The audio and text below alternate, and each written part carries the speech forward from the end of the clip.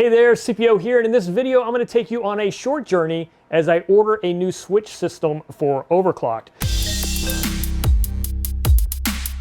So right now I have switches in a couple of places. I have a lower bank of switches down at the bottom of the console area, right by the shifter, and that is overflowing. I have winch controls in there and LED lightings and camera controls, and I want to move some of my switches out of there and also off of my Superchips Trail-2 up into an upper housing. So I'm going to use a product from S-Tech Switch Systems, and they have a really cool, almost essentially plug-and-play switch system that fits in the top of the JK right above the rear view mirror there. So I'm going to order a 6-switch system from them, and I'm going to use their custom builder to identify what switches I want in which position, and then which color LEDs I want to use for that. So I'll show you the installation in a separate video, but for now let me just show you the configuration of the custom switch builder and what switch settings I'm making and why. All right, so I'm here on stechswitch.com, and I know exactly what I want, but feel free to browse around in here if you want to check out the rest of their products. But I'm going to do a build your own switch system, and I'm going to go with the 6-switch system that is going to mount up above the rear view mirror on the JK. They have a 4 and a 6 switch system. I'm going with 6, and then I click that and it's going to take me to the custom builder. The custom builder is going to allow me to identify exactly which switches I want in which position and which color LEDs I want to use. That way, when I place the order, they can just build it and then ship it to me, basically plug and play, and I don't have to do any wiring, which is really kind of nice. All right, so switch 1 is going to be the driver's side, the one's closest to the driver's side. The method for my madness here is that I'm going to use blue switches for things that can be left on all the time, LED lights or the air compressor. I'm going to use red LEDs for the switches that I should know the status of pretty much at all times, but I don't really want to be running on the road, right? So my sway bar disconnect and my front and rear lockers, I'm going to use as red switches, so hopefully it'll catch my eye if any of those are left on, let's say as I'm driving off the trail. I don't leave my sway bar accidentally disconnected. I can go, oh, that red one is on, that's bad, and shut that down. So that's what I'm going to do there. And let's start. I think the first one I'm going to make is my LED light bar. That's my 20-inch light bar in the front bumper. And then the next one I'm going to use is my rear lights, which are in the rear bumper. Actually, it looks just like that. 20-inch and then 2 little pods. Switch 3, this one I'm going to use for my air compressor. Again, it's something that I can leave on all the time. It's not going to hurt anything. Not that I will. And now for my red ones, I think first I'm going to use my, let's do sway bar disconnect next. And that'll be easy because whenever I go off-roading, I always use my sway bar disconnect. So what I'll do is just hit the air compressor and then hit the sway bar disconnect, and that will disconnect that pretty conveniently. And then the next 2 I'll use are my lockers. So I'll do front diff lock, and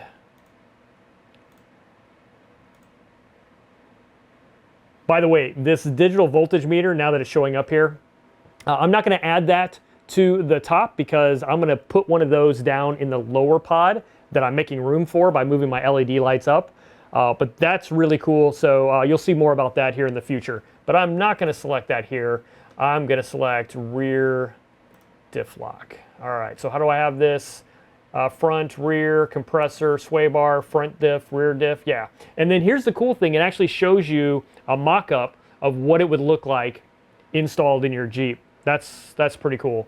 So you can look at it, decide, does the switch position make sense? Do the colors make sense? Come down here, approve the design. That way, if they build it and ship it to you, you can go, I didn't want that. It's like, yeah, you did. Let's add to cart here. And here we go, the S-Tech 6 custom switch system. and then you can re-review if you want your switch positions and all of that. And hey, let's check out. Huh. That was fast.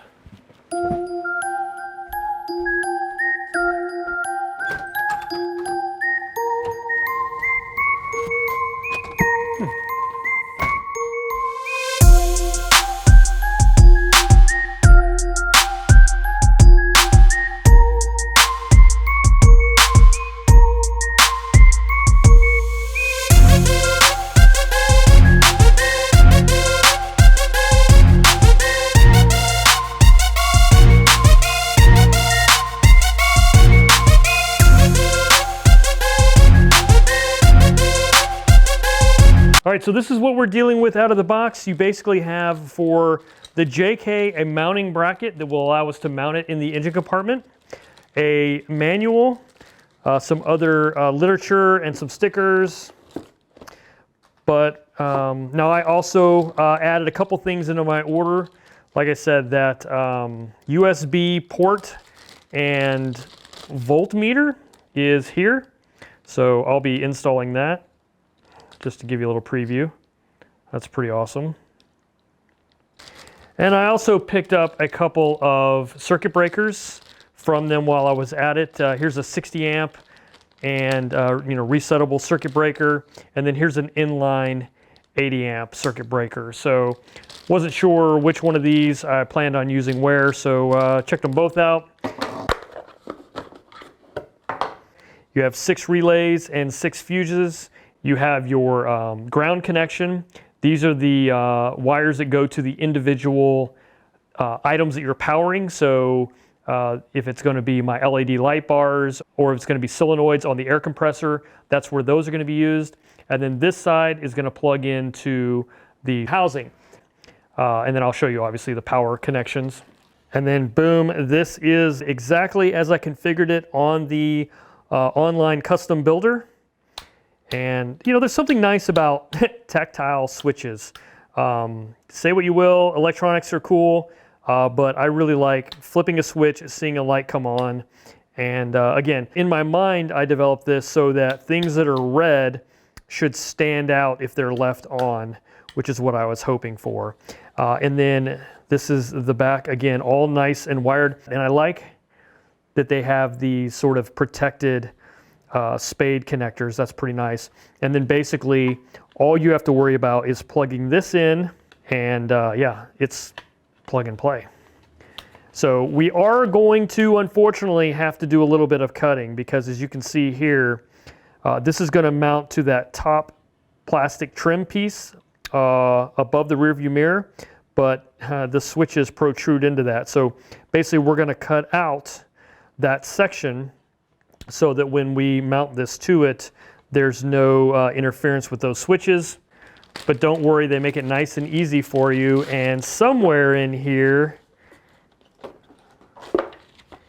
is a template. There it is.